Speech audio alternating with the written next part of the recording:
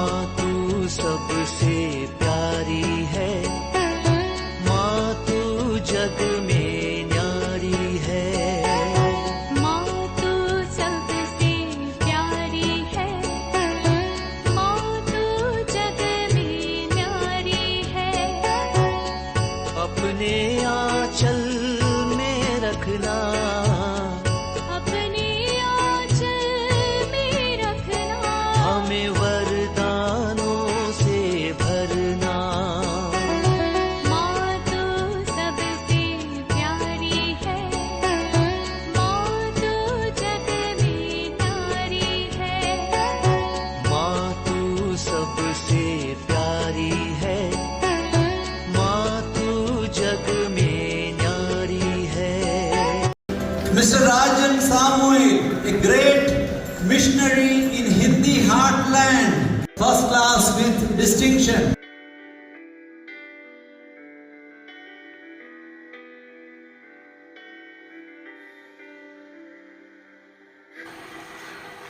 पिता, पुत्र और पवित्र आत्मा के नाम पर आमीन। आप सबों को जय यीशु। इन दिनों में जब हम लोग बाइबल कोर्स सीख रहे थे, मेरे पास जो आए हुए एक दो सवालों का जवाब इन दिनों में क्लास में देना चाहूँगा। सबसे पहले लूकस का सुसमाचार अध्याय 9 में वाक्य 49 और 50 में, लूक चैप्टर 9 वर्स 49 एंड 50, वहां पर हम लोग पढ़ते हैं, योहन ने प्रभु यीशु मसीह से कहा, गुरुवर, हमने किसी को आपका नाम लेकर अपदूतों को निकालते देखा है और हमने उसे रोकने की चेष्टा की, क्योंकि वह हमारी तरह आपका अनुसरण नहीं करता। जैसे हम शिष्य लोग आपके पीछे हैं, आपके वचनों को सुन रहा है, आपके वचन के अनुसार जी रहा है और आपसे अधिकार सामर्थ्य लेकर के जाकर हम जो सुसमाचार का सेवा कर रहा है, इस प्रकार अधिकार जिसको नहीं है, हमारे ग्रुप में जो नहीं है, जैसे हम लोग जी रहा है वैसे नहीं जी रहा है, ऐसा किसी व्यक्ति आपका नाम लेकर अपदूतों को निकालते देखा है। तभी ईसा मसीह ने कहा, उसे मत रोको, जो तुम्हारे विरुद्ध नहीं है वह तुम्हारे साथ है। अनेकों बार हमारे यूट्यूब के अंदर आने वाले एक टिप्पणी है, जब कभी हम पेंटेकोस्टल कलीसियाओं की झूठी शिक्षाओं के विषय में क्लास लेते हैं और कैथोलिक चर्च के विरुद्ध में जो लोग आरोप करते हैं उसका हम खंडन करते हैं, तब कभी कभी ये टिप्पणी हमें देखने के लिए मिलता है कि ईसा मसीह ने अनुमति दिया है, केवल कैथोलिकों को नहीं सबों को कार्य करना है। ईसा मसीह ने जब अनुमति दिया है, आपको क्या कष्ट है? यहाँ के इस वचन को उठा करके प्रभु ईसा मसीह ने कहा, उसे मत रोको, जो तुम्हारे विरुद्ध नहीं है वह तुम्हारे साथ है। तो उस विषय, उस आदमी के विषय में, जो आदमी ईसा मसीह के नाम लेकर अपदूतों को निकालते हुए देखा, उस व्यक्ति के विषय में थोड़ा सा भी मनन कर देखो। इस व्यक्ति को कैसे मालूम कि ईसा मसीह के नाम लेकर के हम ऐसे ऐसे शैतान को निकाल सकते हैं, चिन्ह चमत्कार कर सकते हैं, कार्य कर सकते हैं? अवश्य उसने ईसा मसीह के विषय में सुना और ये जानकारी लिया, ईसा के नाम पर अपदूत डरते हैं, जाते हैं। तो ईसा मसीह का नाम लेकर के अगर विश्वास के साथ आज्ञा दोगे तो शैतान भी हमें मानेगा। ये विश्वास करने वाला एक व्यक्ति था वो। तो ईसा मसीह ने किससे नहीं रोकने के लिए कहा? ईसा मसीह पर वो विश्वास करते हैं, ईसा मसीह पर पूर्ण भरोसा है और ईसा के नाम की शक्ति को पहचान रहा है, इसके बाद और वो उस विश्वास के साथ किसी अपतूत ग्रस्त को मुक्ति दे रहा है। यहां कहीं भी ये नहीं लिखा हुआ है इसके कारण जैसे जादू टोना करने वाले ईसा मसीह के नाम लेकर के ऐसा सोचा अपतूतों को सब निकालेंगे, तो इस प्रकार का कार्य किया ये भी नहीं लिखा है। यहां पर साफ साफ योहन ये बोल करके दे रहा है कि हमने किसी को आपका नाम लेकर अपतूतों को निकालते देखा। केवल योहन को यह तकलीफ था हमारे इस शिष्य समुदाय का जिन्होंने ईसा मसीह से अधिकार प्राप्त किया उस समुदाय का नहीं है, इसलिए हम उसको रोकने के लिए चेष्टा किया। तब ईसा मसीह ने कहा उसको रोकने की जरूरत नहीं, जो हमारे विरुद्ध नहीं है। इसका क्या मतलब है?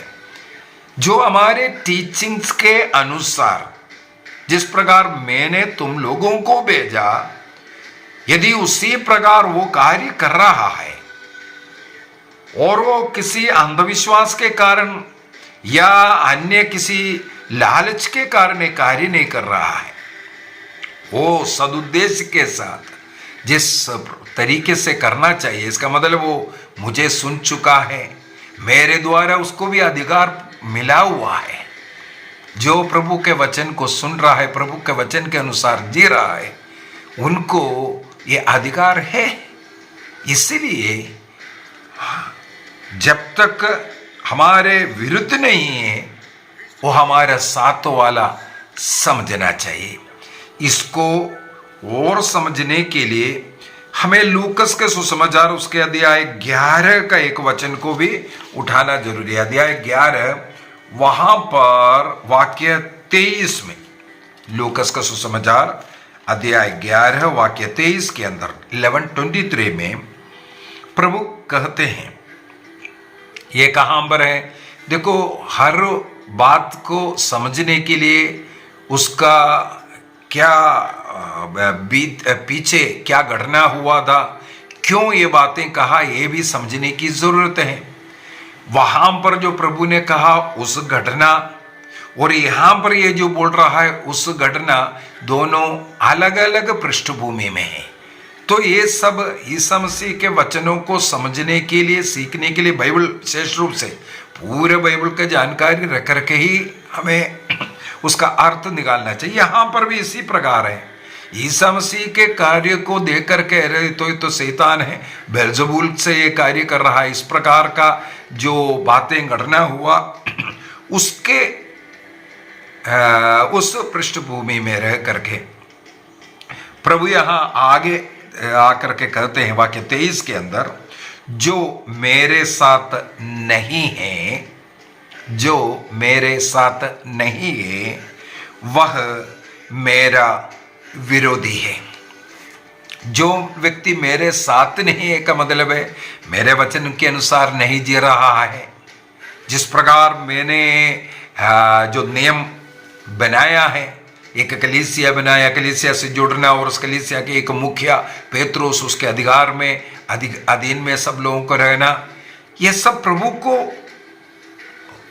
प्रभु के साथ रहना उसका तात्पर्य में यहां पर लेकर जो मेरे साथ नहीं है, इसका मतलब प्रभु ने जो सिस्टम बनाया, जो टीचिंग्स दिया है उसके अनुसार नहीं है, वो मेरा विरोधी है। इसके बाद क्या कहते हैं? जो मेरे साथ बटोरता नहीं है, वह अपना अपना अलग झुंड बना करके अपने लिए बटोर रहा है। ये क्रिस्त के लिए, क्रिस्त के साथ जुड़ करके, क्रिस्त के कलीसिया से जुड़ करके नहीं, वह अलग एक कलीसिया, अलग एक झुंड जोड़ रहा है। इस प्रकार अलग अलग बट रहा है। तो मेरे साथ नहीं बटोरता, वह बिखेर रहा है। इसलिए कई बार मैं बोलकर के दिया, सबसे ज्यादा जो क्रिस्त में विश्वास करने वालों की संख्या कैथोलिक चर्च के अंदर, वो एक चर्च है, एक पोप के अधीन आज भी रहते। 2000 वर्षों से ईसा मसीह ने पेतरुस को पहला पोप बनाया, जो पहला कलीसिया का अधिकारी बनाया। इसके बाद से लेकर के आज 267 पोप हमें मिल गए। तो एक के बाद एक ऐसा कर करके उस एक व्यक्ति के अधीन रह करके, अधीनता वो गुलामी नहीं है, मतलब उनके लीडरशिप को मानना, क्रिस्त का लीडरशिप, क्रिस्त के अधीन रहने के समान, क्रिस्त से जुड़े हुए रहने के इस प्रकार। लेकिन जो अलग हुआ लोगों का क्या हालत है? कुछ लोग इससे अलग हो गया। वो अलग हुए लोग फिर से टूटते 40,000 से ज्यादा गुट में बन गया। देखो यही बोल रहा है, जो मेरे साथ नहीं है वह बिखरता है। प्रभु के साथ बटोरना, प्रभु ने जो सिस्टम बनाया, जो नियम बनाया है, मिस्सा अर्पित करने की जरूरत नहीं है। प्रभु ने बोला ये मेरा शरीर है, मेरा रक्त है। लेकिन आज ऐसा सिखा रहा है, वो उस समय के लिए था, अभी नहीं है। प्रभु यीशु मसीह ने शिष्यों से कहा, यदि तुम पाप क्षमा करोगे, पाप क्षमा किया जाएगा। यदि तुम पाप क्षमा नहीं करेगा, स्वर्ग में भी वो पाप बंधा रहेगा करके। देखो अधिकार यहां दे करके स्वर्ग गया, लेकिन बोल रहे नहीं, हम तो डायरेक्ट स्वर्ग से ही पाप क्षमा लेंगे। जो प्रभु ने जो सिस्टम बनाया, प्रभु ने जो नियम बनाया, जो बटोरने के लिए, जो सुसमाचार प्रचार कर लोगों का आत्मा को बचाने के लिए, उस सिस्टम से अलग होकर के अपने लिए बटोरने वाले अब वो टूट करके जा रहा, बिखरते जा रहा है। तो हमें क्या इससे समझने की जरूरत है? प्रभु ने जो सिस्टम बनाया, उस सिस्टम से जुड़ा हुआ लोग, वहां पर योहन ने कंप्लेंट किया हमारे साथ नहीं जुड़ा हुआ है, लेकिन योहन को मालूम नहीं होगा क्रिस्त के उस नियम के अनुसार वो जी रहा है। इसलिए बोला जब तक तुम्हारा विरोधी नहीं है वो हमारे साथ वाला ही है। जो हमारा विरोधी नहीं है, मतलब हमारे उस नियम के अनुसार जी रहा है, बाइबल के अनुसार जी रहा है, दुरुद्देश्य नहीं है, आत्मा को बचाने का कार्य कर रहा है, तो उसको करने दो। ये उत्तर है। इसका ये मतलब नहीं है कि अपना अपना तरीके से समझा दो, अपने अपना टीचिंग कर दो, अपना अपना कार्य कर लो, अपना अपना कलीसिया बना दो। ये इसका अर्थ नहीं है। वहाँ पर योहन से कहते हैं, और उसका जो हेडिंग भी डाला हुआ है, आपको भी उदार बनने की जरूरत है, ये कोई जरूरत नहीं।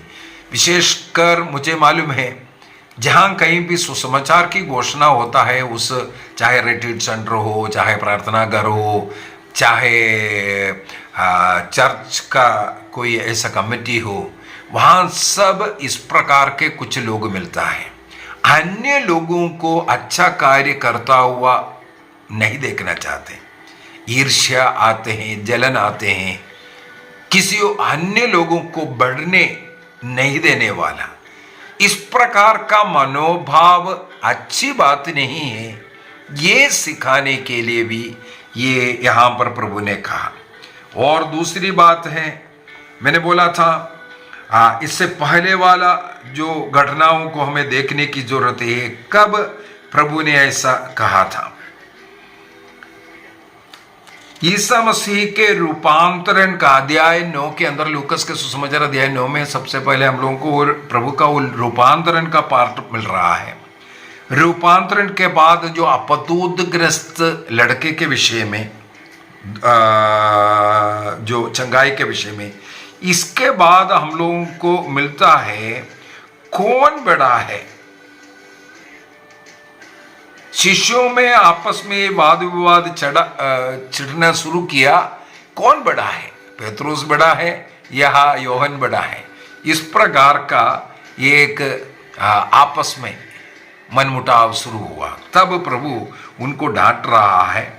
इसके बाद प्रभु यीशु मसीह ने उनके विचार को जान करके एक बालक को बुलाया और उनके बीच में खड़ा करके कहा, जो मेरे नाम पर इस बालक का स्वागत करता है वह मेरा ही स्वागत करता है, जो मेरा स्वागत करता है वह उसका स्वागत करता है जिसने मुझे भेजा है।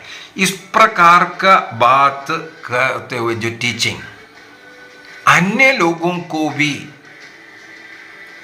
विनम्रता के साथ स्वीकार करना है। अन्यथा शैतान, जो अपदूत ग्रस्त लड़का, उसको बार बार गिराता है, उसको मारने के लिए प्रयास करने वाले वो अपदूत ग्रस्त उस लड़के को जिस प्रकार शैतान ने अपने वश में रखा है, तुम लोगों को भी कहीं ऐसा ना हो शैतान अपने वश में रख करके बर्बाद ना करे। उससे बचने के लिए, अपने को विनम्र करने के लिए, अपने को छोटा मानने के लिए, और हमारे बीच में जो कमजोर व्यक्ति है, जो दुखित है, ऐसे लोगों के ऊपर दया दिखाने के विषय में, और जो प्रभु के नाम पर सेवा करने वाले लोगों का आदर सम्मान करने की क्या जरूरत है, इसको, इन बातों को समझाने के लिए प्रभु यहाँ पर ये कहता है। उसी प्रकार अध्याय 11 में देखेंगे, वहां पर अगेन वो शैतान वाली बात, बेल्ज़बूल की सहायता से तुम ये कर रहा है। तब प्रभु उनको उसके विषय में समझाता है। इसके बाद कहते हैं, जो मेरे साथ बटोरता नहीं, जो शैतान का स्वभाव है बिखेरना। शैतान इसलिए आता है तोड़ने, बर्बाद करने के लिए, बिखरने के लिए आता है, आपसी फूट डालने के लिए आता है। लेकिन प्रभु यीशु मसीह एकता चाहता है, प्रेम चाहता है। तो प्रभु के साथ जुड़ना जरूरी है, प्रभु के नियम के अनुसार जीवन जीना जरूरी है, तब हम कुछ भी कर सकता है। ऐसे बातों को हमें समझने की जरूरत है, ना कि हाँ अपना अपना कलीसिया बना दो, अपना अपना टीचिंग से शुरू कर दो। ये गलत धारणा है, इसका अर्थ ऐसा नहीं है। आइए हम अपनी आंखें बंद करें, प्रभु को धन्यवाद दें। प्रभु कहते हैं, जो आपके विरुद्ध नहीं है वो हमारे साथी है, और जो प्रभु के साथ नहीं है, साथ इकट्ठा नहीं करते हैं, वो बिखेर देगा। प्रभु के साथ बटोरने के लिए हमें कोशिश करना, प्रभु के कलीसिया से जुड़े रह करके प्रभु की सेवा करना है, अन्यथा हम बिखेरने वाला बन जाएगा। शैतान हमारा उपयोग करना शुरू करेगा। जहां अपना अपना कलीसिया, अपना अपना सोच, अपने अपने तरीके से टीचिंग कराना, जो कलीसिया के विरुद्ध है, ऐसा टीचिंग में जाना, उसको सुनना, यह सब बहुत बड़ा पाप है। शैतान आपको अपने अधीन कर देगा। प्रभु हम सबों को आशीष दे, कृपा दे, पिता, पुत्र और पवित्र आत्मा के नाम पर आमीन। आप सबों को जय यीशु।